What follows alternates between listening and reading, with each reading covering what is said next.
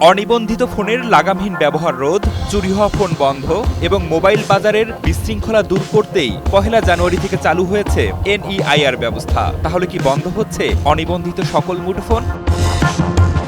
NEIR অর্থাৎ national equipment identity register হলো এমন একটি কেন্দ্রীয় ব্যবস্থা যা প্রতিটি মুঠোফোন হ্যান্ডসেটকে নিবন্ধনের আওতায় নিয়ে আসে, যার ফলে বৈধ ও অবৈধ হ্যান্ডসেট সহজেই চিহ্নিত করা সম্ভব হবে।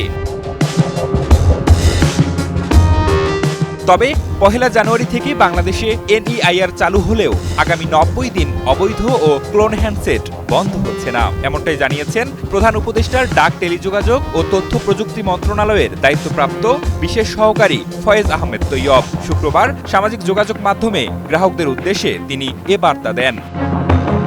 গ্রাহকদের আতঙ্কিত না হওয়ার পরামর্শ দিয়ে তিনি বলেন, আমরা অপারেটরদের কাছ থেকে প্রায় ৩ বিলিয়নের বেশি ডাটা সেট পেয়েছি। অর্থাৎ অপারেটররা হিস্টোরিক ডেটা সহ সবকিছু সিস্টেমে তুলেছে। তবে মাইগ্রেশনের তারিখটা এখনকার দেখানো হয়েছে বলে অনেকের জাতীয় পরিচয়পত্রে সচল সিম বা হ্যান্ডসেটের সংখ্যা বেশি দেখাচ্ছে।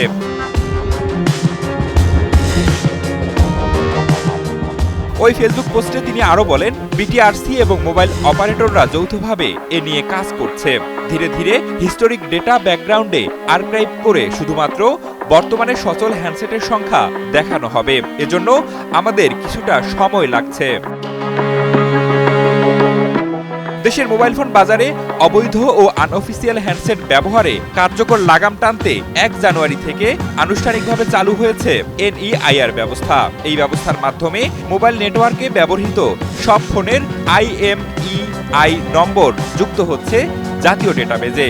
ফলে চোরাই ও অবৈধ ফোন শনাক্ত করা যাবে খুব সহজেই।